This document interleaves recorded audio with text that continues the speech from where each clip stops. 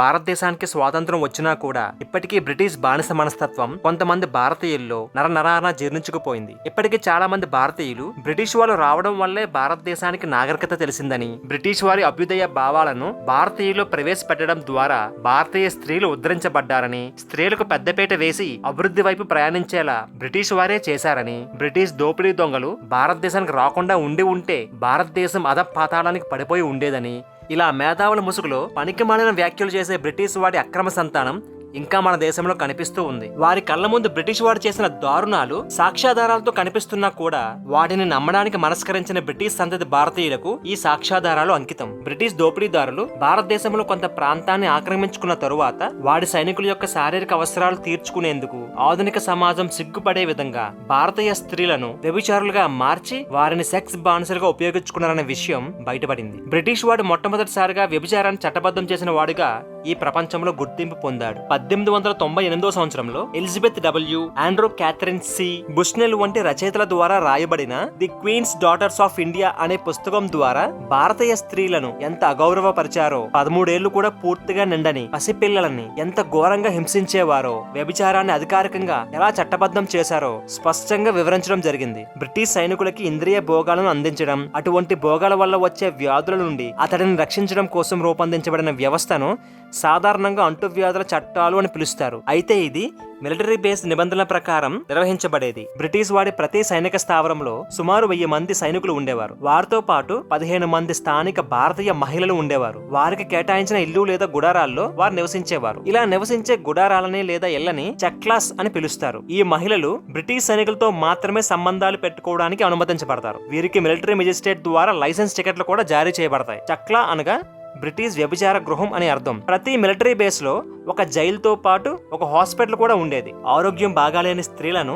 బలవంతంగా నిర్బంధించి క్రూరమైన ప్రకృతి విరుద్ధమైన పరీక్షలు చేసి హింసించేవారు. ఇలా ప్రతి వారానికి ఒకసారి ఇటువంటి పరీక్షలు జరిపేవారు. ఈ బాధలు తట్టుకోలేక ఎవరైనా పారిపోవడానికి ప్రయత్నించి దొరికిపోతే వారికి దారుణమైన శిక్షలు ఉండేవి. బ్రిటిష్ దోపిడీదారుడు వేశ్య గృహాలను నిర్వహించడానికి మహల్దార్ని అని పిలువబడే ఒక స్త్రీకి బాధ్యతలు అప్పచెప్పేవారు. ఇలా బ్రిటిష్ వాడి మిలిటరీ బేస్లోకి ప్రవేశించిన స్త్రీలను ఇక ఎప్పటికీ బయటికి పంపించేవారు కాదు. కేవలం తను అనారోగ్యానికి గురై వ్యభిచరించడానికి అవకాశం లేదు అనుకున్నప్పుడు మాత్రమే ఆరోగ్యం పాడైన భారతీయ స్త్రీలను బయటికి గెంటివేసేవారు. ఇలా బయట ప్రపంచానికి వచ్చిన ఆరోగ్యం పాడైన భారతీయ స్త్రీల యొక్క జీవితం అత్యంత భయంకరంగా ఉండేది. వారిని భారతీయ సభ్య సమాజం వారితో కలిసి జీవించేందుకు అనుమతించేది కాదు. అటువంటి స్త్రీలు అడవులలో జీవించడం లేదా ఆత్మహత్య చేసుకొని చనిపోవడం తప్ప వారికి వేరే గత్యంతరం ఉండేది కాదు. ఆ కాలంలో బ్రిటిష్ మిలిటరీ బేస్ లోకి అక్రమంగా తీసుకుని వచ్చిన భారతీయ స్త్రీలు తప్పించుకొని పారిపోకుండా ఉండేందుకు గాను వాళ్ళని యూరోప్ లో ఉన్న బ్రిటిష్ ఆర్మీ బేసులకు వారిని బలవంతంగా పంపివేసి అక్కడ బ్రిటిష్ సైన్యంతో బలవంతపు వ్యభిచారం చేసేందుకు బ్రిటిష్ ప్రభుత్వం అనుమతి జారీ చేసింది.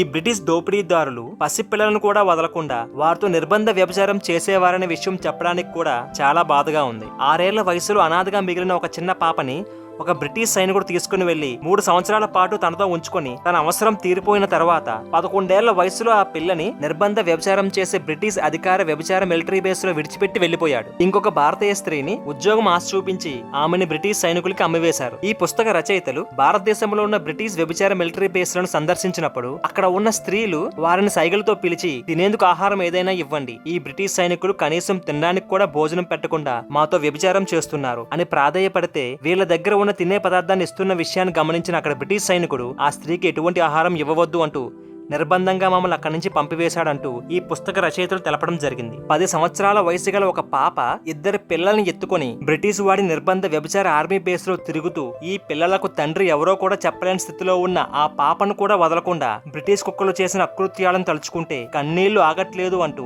ఈ రచయితలు వారి పుస్తకంలో తెలియజేశారు. బ్రిటిష్ సైనికులు భారతీయ స్త్రీలను ఎంత దారుణంగా చూసేవారంటే వ్యభిచార సమయంలో ఆ స్త్రీ సరిగ్గా సహకరించలేదని, ఆమెకు నిప్పు పెట్టి తగలబెట్టారని ఈ రచయితలు రావడానికి కొన్ని రోజుల ముందు ఇలాంటి సంఘటన ఒకటి జరిగిందని అక్కడ నిర్బంధ వ్యభిచార కోపంలో చిక్కుకుపోయిన స్త్రీలు రచయితలకు చెప్పడం జరిగింది. మహల్దార్నీలు నిర్వహించే వ్యభిచార గృహాల్లో స్త్రీలు అందంగా లేకపోతే వారిని బయటికి పంపివేసి వారి స్థానంలో అందంగా ఉన్న స్త్రీలను కొనుక్కొని లేదా బలవంతంగా తీసుకుని వచ్చి వారిని వ్యభిచార కోపంలోకి నెట్టివేసేవారని, ఇందు నిమిత్తం వారు 10 రూపాయల నుంచి 50 రూపాయల వరకు ఖర్చు చేసేవారని, ఇలా భారతీయ స్త్రీలను ఉద్యోగాల పేరుతో డబ్బు పేరుతో వారిని ఆకర్షించి ఒక్కసారి బ్రిటిష్ ఆర్మీ వ్యభిచార కోపంలోకి ప్రవేశించిన తరువాత ఆ స్త్రీ యొక్క కుటుంబాన్ని ఆ ప్రాంతం నుంచి దూరంగా తరిమివేసి ఆ కుటుంబాన్ని బెదిరించి ఆ కుటుంబంలో ఆ స్త్రీకి సంబంధించిన అన్నయ్య గాని, భర్తను గాని, తమ్ముడిని గాని బెదిరించి మీరు ఈ స్త్రీని కలవడానికి వస్తే మీ కుటుంబాన్ని సర్వనాశనం చేస్తామంటూ వారిని బెదిరించి అక్కడి నుంచి దూరంగా పంపివేయడం సర్వసాధారణమైన విషయం. ఈ పుస్తకాన్ని రచించిన రచయితలు సందర్శించిన ఒక ఆర్మీ బేస్ లో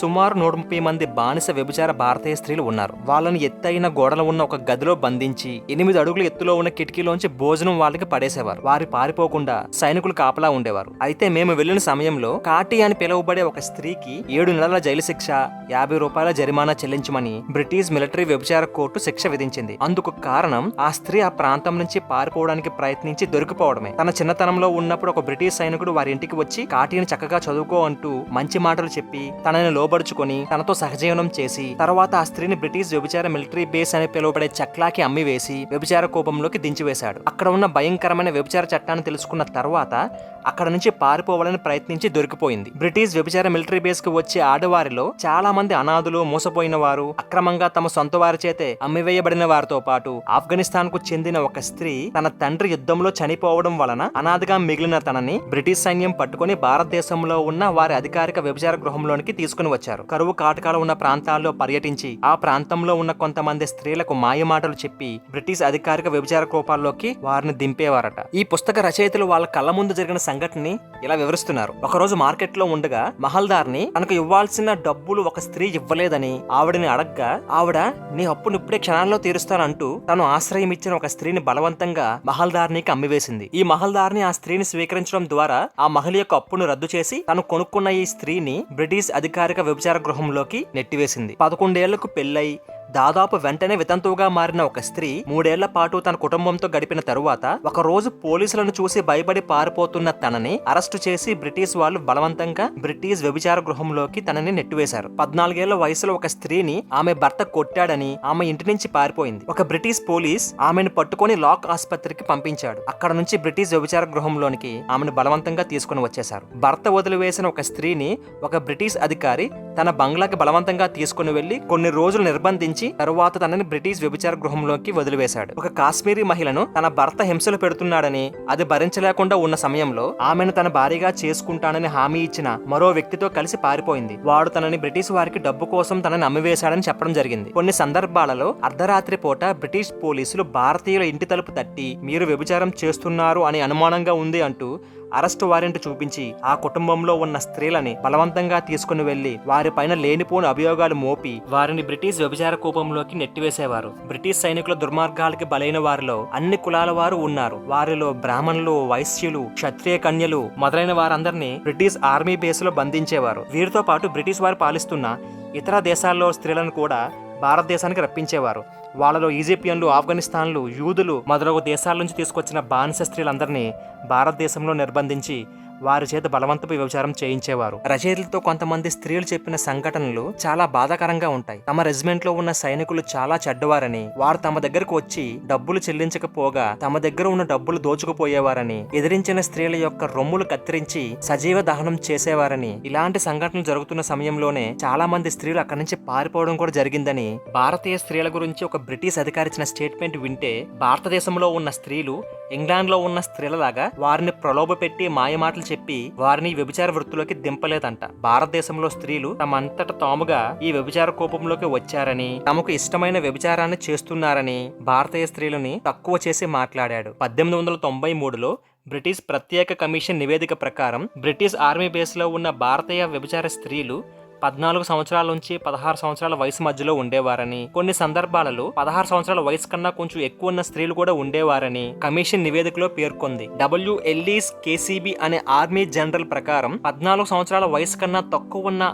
బాలికలు కూడా బ్రిటిష్ ఆర్మీ బేస్ లో వ్యభిచార కోపాల్లో ఇరుక్కుపోయారని తెలియజేశాడు. 1893లో అలహాబాద్ జిల్లాకు నాయకత్వం వహిస్తున్న కల్నల్ టీజీ క్రాలీ అనే నీచుడు ఇచ్చిన నివేదికను చూస్తే బ్రిటిష్ ఆర్మీ బేస్ లో ఉన్న భారతీయ స్త్రీలు నెలకి 23 రోజుల పాటు వ్యభిచారం చేయాలని, రోజుకు 6 మంది బ్రిటిష్ సైనికులను సంతృప్తి పరచాలని, ప్రతి సైనికుడు 4 అణాలు చెల్లించేవాడని, ఇక్కడ ఒక అణా అనగా 6 పైసలకు సమానం. అంటే ఒక బ్రిటిష్ సైనికుడు వచ్చిన ప్రతిసారి 24 పైసలు ఇచ్చి వెళ్లేవాడు. ఇలా వ్యభిచారం ద్వారా రోజుకి రూపాయి 44 పైసలు సంపాదించేవారు. ఇందులో మహల్దార్నీలు 1/4 వంతు కమిషన్ గా స్వీకరించేవారు. రోజువారీ భోజనం ఖర్చు 24 పైసలు పోగా బ్రిటిష్ వాడికి చెల్లించాల్సిన ఇంటి అద్దె 2 రూపాయలు తీసివేయగా, వాడి నివేదిక ప్రకారం వ్యభిచారం చేస్తున్న భారతీయ స్త్రీలు నెలకి 17 రూపాయలు పైగా సంపాదించి ధనవంతులు అవుతున్నారని చాలా గొప్పగా చెప్పుకున్నాడు. మన భారతీయ స్త్రీలను ఇంత దారుణంగా అవమానించే ఈ బ్రిటిష్ వాళ్ళని ఏమనాలి? ఆడదైతే చాలు, అది తల్లైనా చెల్లైనా ఒకటే అనే ఎడారి మతాల భావజాలంతో పెరిగిన బ్రిటిష్ వాడు చేసిన అకృత్యాల గురించి వివరించే the queen's daughters in India అనే పుస్తకాన్ని చదివితే మన కంట్లో నుంచి కన్నీళ్లు ఆగవు. అప్పటి కాలంలో భారతీయ స్త్రీలను మభ్యపెట్టి హేమార్చి బలవంతంగా బ్రిటిష్ మిలిటరీ వ్యభిచార గృహాల్లో వారిని నిర్బంధించి బ్రిటిష్ వాళ్ళు చేసిన క్రూరమైన వికృతమైన చర్యలను తెలుసుకున్నప్పుడు బ్రిటన్ దేశాన్ని నాశనం చేసిన తప్పు లేదు అనే భావన ప్రతి భారతీయుడి మధ్యలో మెదులుతుంది. The queen's daughters of India అనే పుస్తకాన్ని చదవాలనుకునే వాళ్ళకి లింక్ కింద డిస్క్రిప్షన్లో ఇవ్వడం జరిగింది. ఈ వీడియో మీకు నచ్చినైతే లైక్ చేయండి, షేర్ చేయండి, కామెంట్ చేయండి. అలాగే మా ఛానల్ కూడా సబ్స్క్రైబ్ చేసుకోండి. పక్కన గంట మాత్రం కొత్త మర్చిపోకండి.